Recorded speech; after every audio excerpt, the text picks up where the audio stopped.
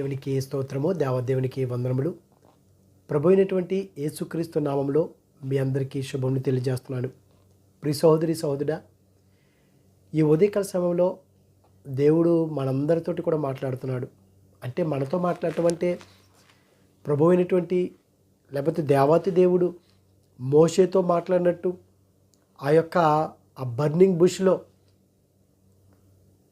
ఆ విధంగా మాట్లాడినట్టుగా మనతో మాట్లాడకపోవచ్చేమో, కానీ దేవుడు వాక్యము ద్వారా మనతో మాట్లాడతాడు. మనందరితోటి కూడా మాట్లాడేది వాక్యము ద్వారానే, కానీ మనలో గ్రహింపు ఉండదు.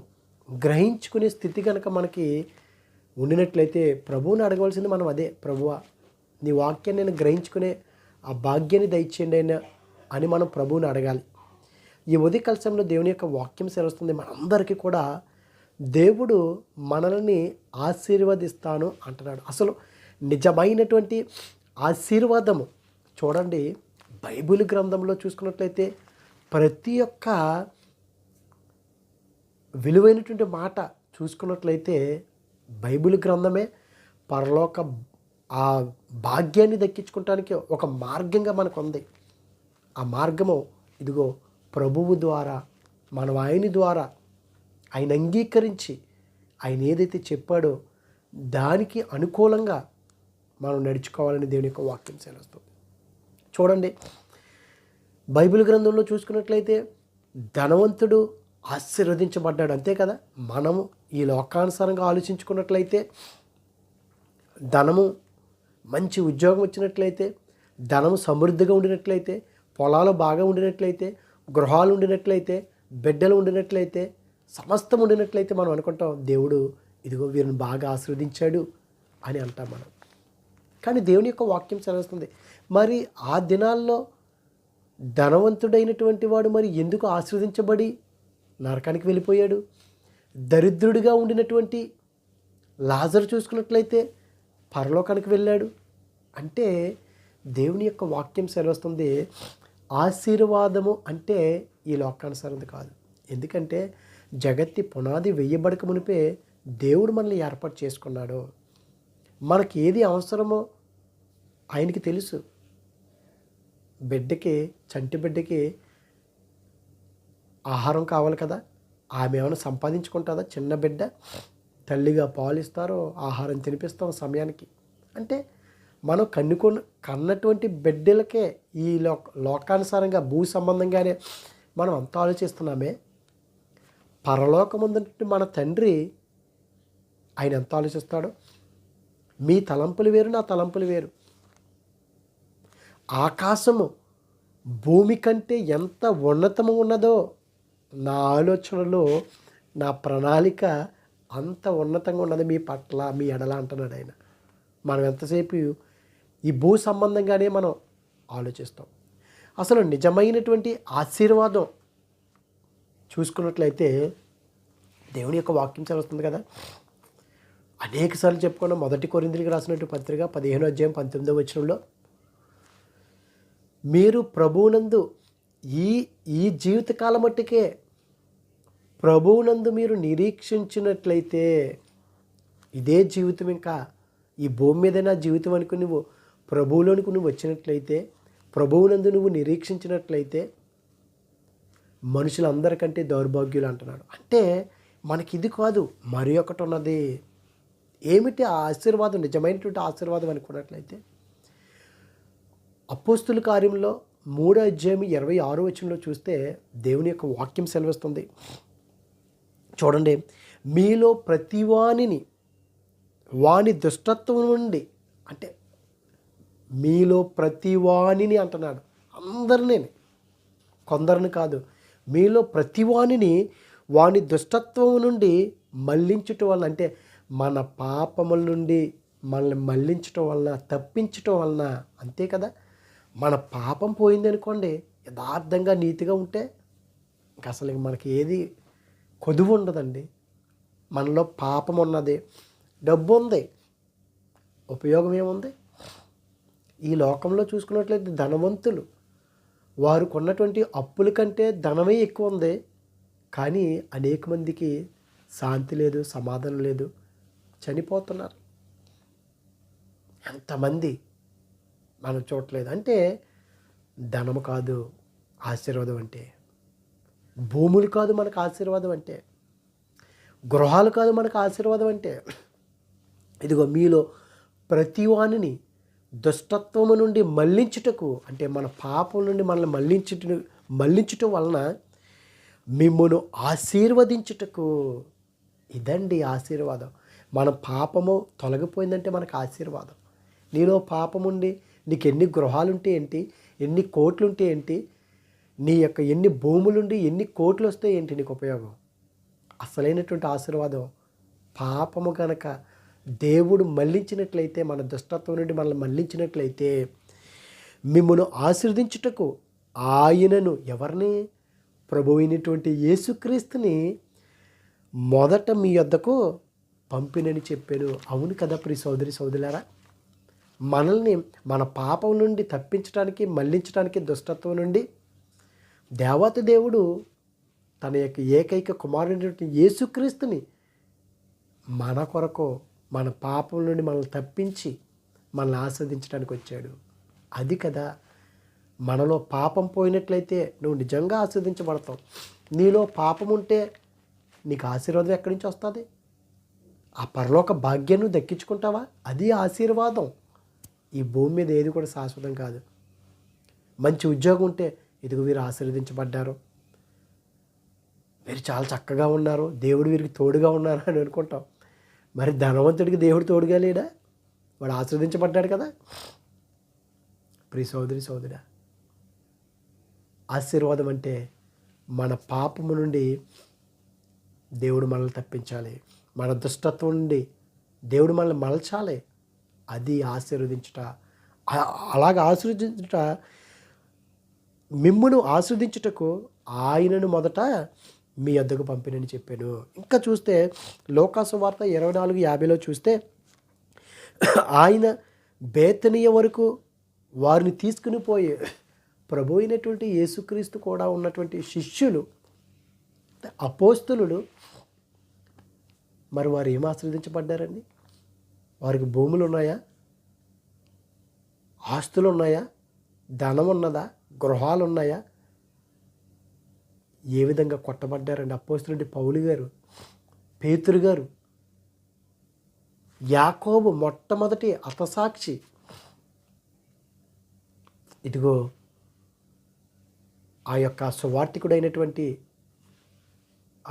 స్టెఫను, వారు ఏం పొందుకున్నారు? ఆశీర్వాదం. మనం ఆశీర్వాదం అంటే భూ సంబంధమైనది అనుకుంటాం, కానీ వారు నిజంగా ఆశీర్వాదం పొందుకున్నారు. పరలోక సంబంధమైనటువంటి ఆ పరలోకమే ఆశీర్వాదం. ఇదిగో దేవుని యొక్క వాక్యం చేస్తుంది, ఆయన బేతనీయ వరకు వారిని తీసుకుని పోయి, ఎవరిని?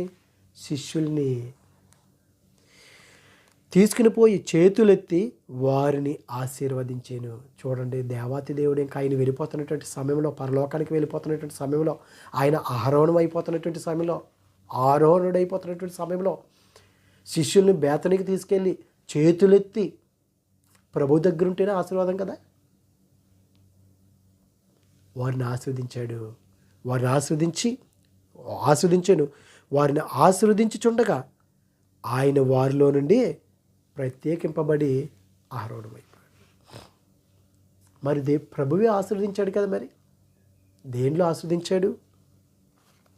ఒక్కసారి మనల్ని మనం ఆలోచించుకోవాలి. ఆశీర్వాదం ఆశీర్వాదం అంటాం, ఏది నిజమైనటువంటి ఆశీర్వాదం? అందుకే చూడండి, గుర్తుకొచ్చింది కీర్తనల గ్రంథంలో చూస్తే, కీర్తనల గ్రంథము 24వ అధ్యాయములో, కీర్తనల గ్రంథము 24వ అధ్యాయంలో చూస్తే దేవుని యొక్క వాక్యం సెలవుస్తుంది, ఆయన పరిశుద్ధ స్థలంలో నిలవదగిన వాడెవడో, వ్యర్థమైన వాటి యందు మనసు పెట్టకయు. నువ్వు ఆస్వాదించబడాలంటే పరలోకముగా మన దుష్టత్వం నుండి మనం మళ్లించబడాలి. వ్యర్థమైన వాటి యందు మనం మనసు పెట్టకుండా, కపటముగా ప్రమాణం చేయకుండా, నిర్దోషమైన చేతులను అంటే ఎటువంటి దోషము లేకుండా, ఎటువంటి పాపము లేకుండా ప్రభువుని ఆరాధించాలంటే మరి మనకి ఎన్ని పాపాలండి? మన చేతులతో ఎన్ని పాపాలు చేస్తున్నాం? ఆ పాపపు చేతులతోటి మనం ఆయన ఆరాధిస్తున్నామే. ఎంత భయంకరమండి. ఏదైనా మట్టిలోనో బూడిదలోనో ఏదైనా మనకి చెత్తో చెదారం పట్టుకుంటే కనుక చేతులకి అన్నం తింటామా? ఎంతో శుభ్రంగా కడిగేసుకుంటాం. మరి దేవుణ్ణి ఆరాధిస్తున్నామంటే దేవునికి నైవేద్యంగా ఇస్తున్నాం కదా మన ఆరాధనలో, మన స్తుతులు, మన ప్రార్థనలు. మరి ఆయనకి పవిత్రంగా అవసరం లేదా? కానీ ఈ చేతులతోటి పాపం చేస్తున్నాం, ఈ నోటితోటి ఆరాధిస్తున్నాం కదా, ఎంత పాపం చేస్తున్నాం, ఎంత భయం కంటే మాటలు మాట్లాడుతున్నాం. ఆలోచనలో మనలో పాపం పెట్టుకున్నాం. ఆ దుష్టత్వం నుండి మళ్లించినట్లయితేనే ఆ పరలోకంలో ఆస్వాదించబడతాం. భూ సంబంధమైనటువంటి ఆస్వాదం మనకు అవసరం లేదు. దేవుడు మనకు కావాల్సింది అన్నీ ఇచ్చేస్తాడు. నువ్వు కొట్టుకున్నా కొట్టుకోపోయినా, నువ్వు అడిగినా అడగకపోయినా, అంటే అడుగుడు మీకు ఇవ్వబడినంటే దేవుని యొక్క వాక్యం అది. అడిగను అంటే లోకానుసారంగా నాకు డబ్బు కావాలయ్యా, నాకు భూమి కావాలయ్యా అని అడిగితే అయ్యకో అది ఇచ్చేదైనా. అడుగుడు మీకు ఈడు, వెతకడు మీకు దొరికినంటే దేవుని యొక్క వాక్యము అడగమంటున్నాడు, దేవుని యొక్క వాక్యము వెతకమంటున్నాడు. ఎందుకంటే ఇది లోతుగాను దూరంగాను ఉందంట, దీన్ని ఎవడు గ్రహించగలడని. మనం ఏమనుకుంటాం, అడగమన్నాడు కదా దేవుడు అని అడుగుతాం మనం. ఈ లోక సంబంధవి కాదు. ఇదిగో నిర్దోషమైన చేతులను శుద్ధమైన హృదయమును కలిగి ఇండువాడే వాడు యెహోవా వలన ఆశీర్వాదము నందును. పరలోక సంబంధమైన ఆశీర్వాదం, భూ సంబంధమైనది కాదు. చూడండి, రోమిలికి రాసినటువంటి పత్రిక 15:29 చూస్తే క్రీస్తు యొక్క ఆశీర్వాద సంపూర్ణమతో వచ్చునని. చూడండి, క్రీస్తు యొక్క ఆశీర్వాద సంపూర్ణమతో వచ్చునని ఎరుగుదుమనెను. అంటే ఆయన ఆస్వాదిస్తాడు. ఏంటి ఆశీర్వాదం? ఫుట్ నోట్లో ఉంది అక్కడ 5వ అంకేసి, సువార్త ఆశీర్వాదం. అంటే మనం సువార్తను ప్రకటించాలి. ప్రభువా, నేను ఈ సువార్తను ప్రకటించాలయ్యా, నీ జ్ఞానం ఇయ్యి, నన్ను ఆశీర్వదించండి అయ్యా. అది ఆశీర్వాదం. వాక్యాన్ని ప్రకటించాలి. అందుకే ఆయన చేతులెత్తి ప్రార్థన చేశాడు, ఆశీర్వదించాడు ఆయన వారిని, శిష్యులు. ఏంటి? సువార్తలో. మరి మనము లోకానుసారంగా కాదు, లోకంలో ఏది శాశ్వతం కాదు. ఇదిగో ఇది నిజమైనటువంటి ఆశీర్వాదము. దుష్టత్వం నుండి మనల్ని మళ్లించబడినట్లయితే అందు నిమిత్తము దేవుడు మనల్ని ఆస్వాదించడానికి తండ్రి పంపించాడు. ఇదిగో క్రీస్తు యొక్క ఆశీర్వాదము సంపూర్ణముతో వచ్చునని ఎరుగుదము. ఆ సువార్త అనే ఆశీర్వాదము మనకు కావాలి. చివరిగా ఎఫెసీయులకు రాసినటువంటి పత్రికలో చూసుకున్నట్లయితే 1:3 చూస్తే, మన ప్రభువైన యేసుక్రీస్తు యొక్క తండ్రియగు దేవుడు స్తుతింపబడునుగాక. ఆయన క్రీస్తునందు పరలోక విషయంలో ఆత్మ సంబంధమైన ప్రతి ఆశీర్వాదమును, అది పరలోక సంబంధమైనటువంటి ఆత్మ. మనమేమో లోకానుసారంగాను శరీరానుసారంగాను, కానీ దేవుడు తండ్రి పరలోక విషయంలోనూ ఆత్మ సంబంధమైన ప్రతి ఆశీర్వాదమునందు తాను ఉచితముగా మనకు అనుగ్రహించిన తన కృపామహిమకు కీర్తి కలిగినట్లు తన చిత్త ప్రకారమైన దయా సంకల్పము చెప్పున యేసుక్రీస్తు ద్వారా తనకు కుమారులుగా స్వీకరించుటకే మనల్ని ముందుగా తన కోసము నిర్ణయించుకొని, అందుకు మనల్ని ఈ భూమి మీద ఏర్పాటు చేసుకున్నాడు. అందుకు ఆశీర్వదించడానికి, ఆ పరలోకం భాగ్యం దక్కించుకోవటానికి, ఆత్మానుసారంగా ఆత్మ సంబంధమైనటువంటి ప్రతి ఆశీర్వాదము. అది కదా మనకు కావాల్సింది. ఈ భూమి మీద కాదు, ఇది నిజమైనటువంటి ఆశీర్వాదము. ప్రభువా, ఆ పరలోక భాగ్యం నాకు ఆస్వాదించండి అయ్యా. ఆత్మ సంబంధమైనటువంటి ఆశీర్వాదం, ఆత్మ ఫలాలు నాకు దయచేయండి అయ్యా. అదండి ఆశీర్వాదం. అంతేగాని మనకి ఈ లోకంలో డబ్బు, ధనము, లేకపోతే ఆస్తులు, అంతస్తులు, అది కాదు ఆశీర్వాదం. అంటే మనల్ని దుష్టత్వం నుండి కనుక దేవుడు మనల్ని మళ్లించినట్లయితే అది నిజమైనటువంటి ఆశీర్వాదం అన్నాడు. అటువంటి కృప దేవుడు మనందరికీ దయచేయను గాక. ఆమేన్. పరిశుద్ధుడా, ప్రేమగల తండ్రి, మహిమగల దేవానికి స్తోత్రములు తండ్రి. ఇదిగో దేవా, నీవు బేతనీకి తీసుకెళ్ళి ప్రభా శిష్యుల్ని చేతులెత్తి వారిని ఆస్వాదించావయ్యా. ఇదిగో తండ్రి, నీ సువార్త ప్రకటించాలని. అవును కదా ప్రభా, నువ్వు ఆస్వాదించావు ప్రభా. వారు ఎటువంటి శ్రమలు పడ్డారు ప్రభా, ఎటువంటి ఇరుకులయ్యా. కానీ మేము ఆశీర్వాదం అనగానే ఈ భూ సంబంధంగానే మేము ఆలోచిస్తున్నామయ్యా. ఆత్మ సంబంధమైనటువంటి, పరలోక సంబంధమైనటువంటి ఆశీర్వాదాలు ఇవ్వటానికి నువ్వు జగత్తు పునాది వేయబడక మునిపే మమ్మల్ని నువ్వు ఏర్పాటు చేసుకున్నావు. అందుకు నీ ఎదుటి మేము పవిత్రులుగా నిలబడడానికి ప్రభా నువ్వు మమ్మల్ని ఏర్పాటు చేసుకున్నావు. నీ కొందనాలు. అనారోగ్య బిడ్డలకు ఆరోగ్యాలు దయచేయండి. ఇరుకుల్లో, ఇబ్బందుల్లో, శోధనలకు శాంతి సంబంధం దయచేసి నీ కృపలో మమ్మల్ని భద్రపరచమని క్రీస్తు నామములో అడిగిన పరమ తండ్రి, amen. Amen. God bless you all.